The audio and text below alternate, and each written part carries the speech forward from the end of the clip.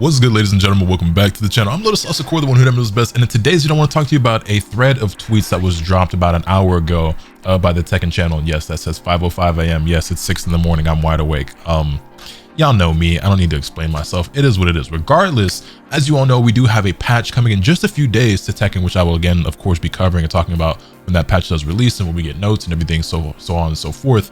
But they have some things that they're addressing here in these tweets that I thought was worth talking about, making a video, since I was up this late and I just saw it and I was like, yeah, let me go ahead and talk about this real quick. So, fighters, in patch 1.05, we will address issues that are often brought up by our players. Some characters aren't able to fully showcase their unique strengths in Tekken 8. Characters like Kazuya, Paul, and Raven will be buffed to make them more relevant. Additionally, some nerfs from previous patches will be, also I just realized I'm blocking in a little bit here. Some nerfs from previous patches will be readjusted to broaden the scope of gameplay. So, some characters aren't able to fully showcase their unique strengths in Tekken 8. I find this very interesting, and I kind of like the direction that they've been going thus far, and I think an example of this is Azucena. Now, I know that a lot of Azucena players feel as though that she's been completely gutted and that she's not that strong anymore, and I disagree. I think Azucena is a cool character that I actually think is pretty fun and really dope, and I like her design, aesthetic, and everything like that. I know some people find it annoying.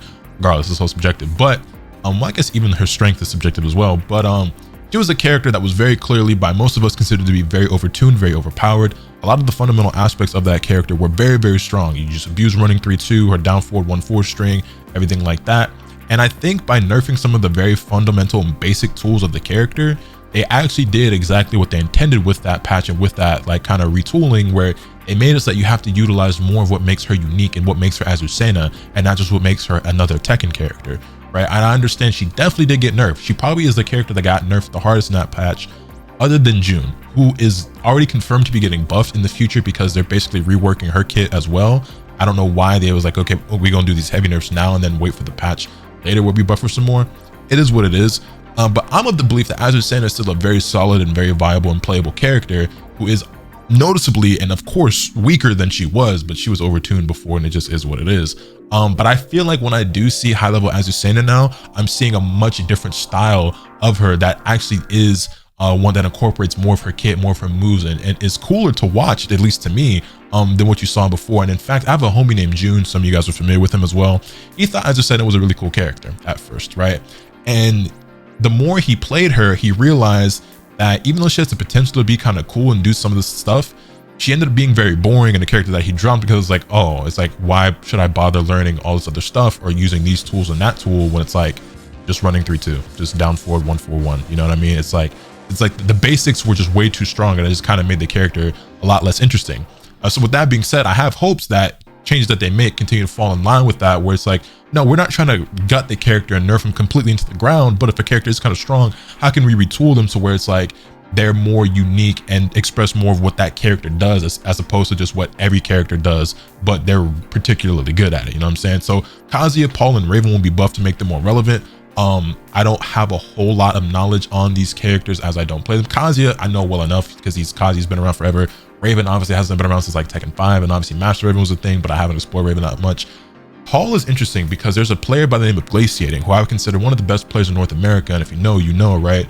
I believe he has like a medical condition, that's why he doesn't really compete offline and stuff, but he's really, really good, and he's a Paul main in this game. He thinks Paul's in a good spot. It's in one of those situations where he's like, if they buff this character, y'all not gonna like it, y'all gonna hate if he becomes meta, and I'll take his word for it because there's definitely been characters where I've seen that in this game and other games as well. I'm just like, hey, you don't want to see this character be particularly strong, so it is what it is.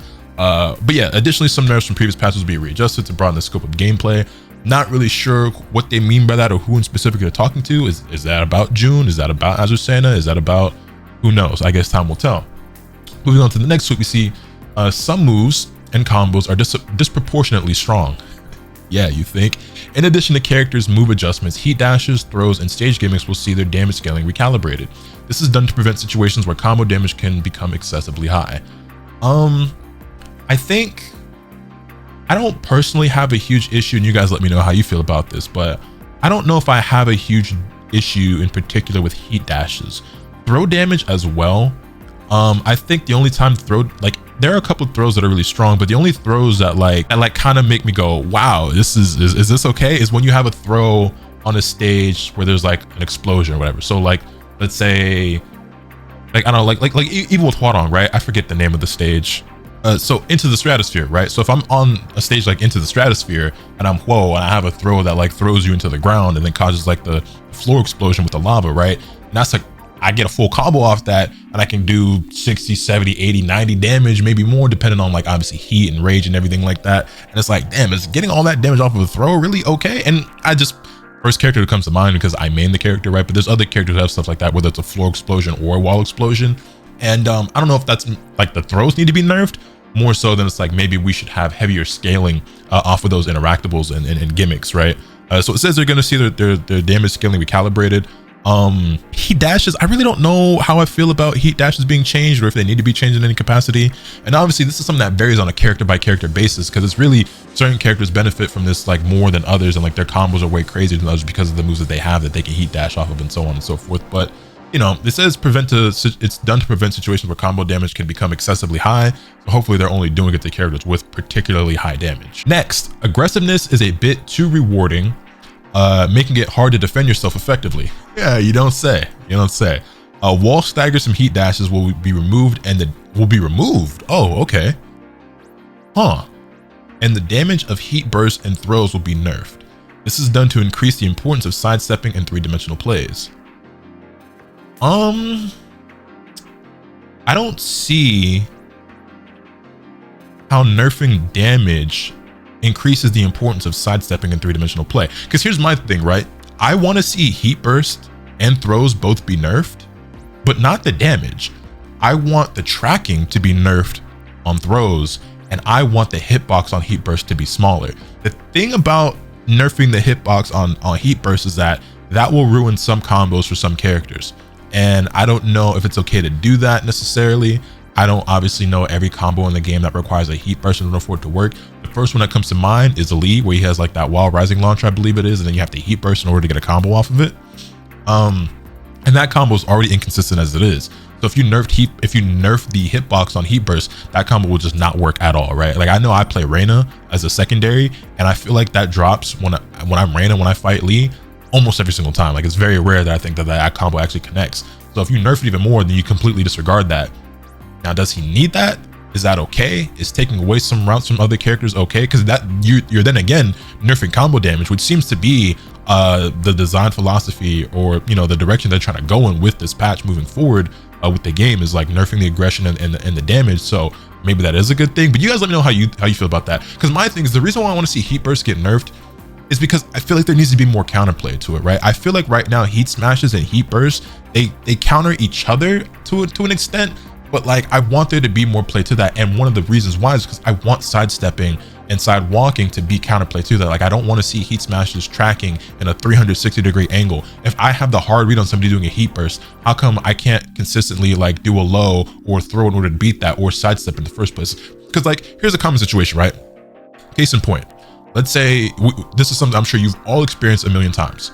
You're playing, you do your heat burst, right? Whether that's on defense, whether it's on offense, regardless, right? You do your heat burst, your opponent does heat burst right back, and you know they're going to do heat burst right back, but there's nothing that you can do about it, right?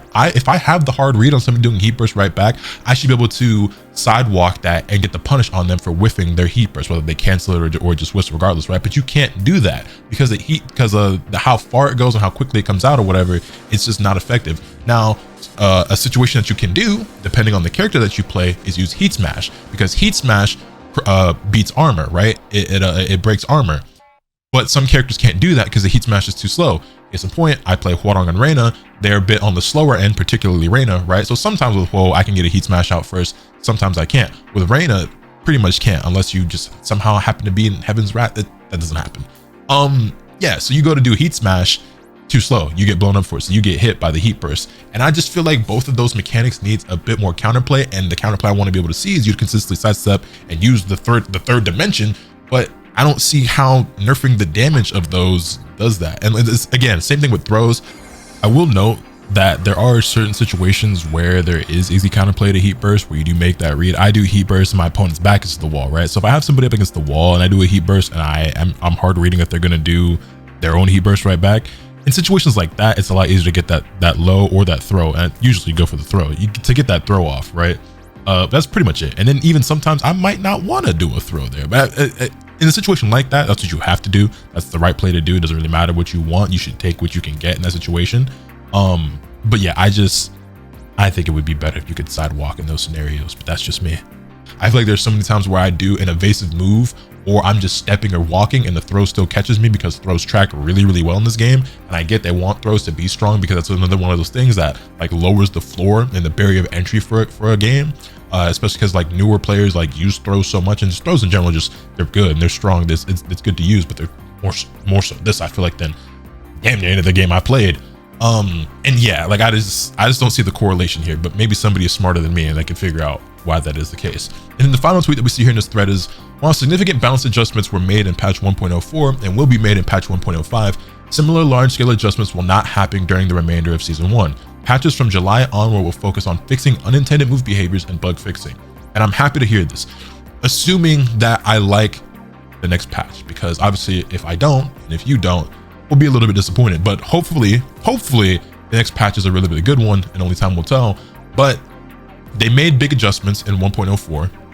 They'll be making more adjustments across the entire game when it comes to mechanics, individual characters, or whatever. We're gonna see some big changes. Hopefully most, because you can't please everybody, but hopefully most of us are happy with those changes, because they will not be making any further large-scale adjustments for the rest of season 1. It'll just be basically bug fixes after that. So I'm somebody that wants to see the game breathe a little bit, right? I understand that we have a patch coming up. I'm looking forward to it. Patches are always exciting, whatever. It's fun to see which characters get buffed, who gets nerfed, who's the biggest winner, the biggest loser, what things change in the game mechanically, what they add, what they take away, whatever. But I do believe there is such a thing as overpatching a game. I feel like in Dragon Ball FighterZ, we saw that in that season 1. I do feel like there's such a thing as underpatching a game. We saw that in season 1 of Street Fighter 6. We saw that in season 2 of Dragon Ball FighterZ. There has to be a happy middle ground, okay? I do feel like in order to keep things fresh, exciting, and to an extent to entice players, new and old, and just keep things, like I said, just invigorating, just exciting, patches need to exist in modern fighting games. It just is what it is. I do think there's an argument to be made that patch culture has ruined fighting games and the community, whatever. But if you want the game to continue and to be exciting, patches are a necessity. Finding that happy middle ground, how many is enough? I don't really know. Maybe one patch every 3 to 4 months, every 6 months. I feel like you need at least 2 patches per season, right? I feel like you need at least 2 patches per season, and that's probably like a good place to be. That's just me. I guess you have like one every 6 months, and it's like a really big patch. That could also be cool too. You need at least one. You need at least one big one a season, maybe 2, bare minimum, right? But I want to see things get not necessarily solved, but I know coming from Dragon Ball FighterZ, there's so many things in that game that like we just didn't know, and things were just getting patched too quickly for us to figure things out. And when you allow a game to breathe, the longer people are able to sit with one version of a game, the more they learn about the game and the more they learn about their character. And oftentimes you end up finding things that you didn't know exist, and you wouldn't have known it existed if they gotten changed, because it's like when you have more time to sit there, lab and experiment, or even just by accident figure things out, you start to find out all different types of things, right? Obviously, the more time you spend on something, the more you study, the more you'll figure out. But if things are constantly evolving, there's all these new factors and variables, and you never really figure out what could have been or the potential of something, right? And there's certain characters who end up becoming much stronger than originally thought because of certain tech and strategies that get figured out. Characters become weaker than originally thought. We've seen this countless times over decades of fighting games, right? So it's just I want to see the game breathe to some degree. So I'm happy to see that after this patch, you're like, okay, no more huge patches for the rest of season 1. However long that's going to be, I guess until what, January, February of next year. But there will be some little patches here and there, just to kind of spruce things up a little bit, fix some unintended behaviors, bug fixes, whatever. But with that being said, that's still a long time to go without another major patch, because it's, July, I guess, by the time, or it's June now, it'll be July onward. That's at the bare minimum, like another 6-7 months before we're going to see anything like significant happen with the game and the characters. So better make it good, better make it count.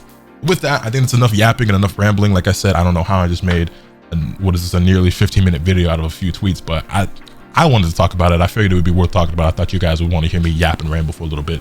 Looking forward to the patch. I think it comes out on the 11th. Today's the 7th. So what is that? What's today? Friday? Comes out on Tuesday, Monday, somewhere around there. When the patch drops, you'll know. I'll make a video about it. I'll be streaming. I'll be talking, doing all the regular daily. Y'all know how it go. But let me know your thoughts in the comment section down below. Hit this video with a like if you enjoyed. Subscribe if you haven't already so you can stay tuned for all this content when I bring you.